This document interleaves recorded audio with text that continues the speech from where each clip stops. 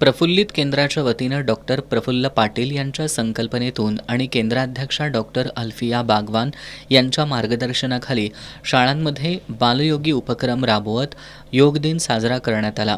कणेरकर नगरमधील राजर्षी शाहू हायस्कूल, सानेगुरुजी वसाहतीमधील श्री सिद्धेश्वर प्रासादिक विद्यालय, क्रांतिसिंह नाना पाटील नगरमधील कैलासवासी मीनाताई ठाकरे प्राथमिक विद्यालय, फुलेवाडीतील PM श्री महात्मा फुले विद्यालय या शाळांनी यामध्ये सक्रिय सहभाग नोंदवला.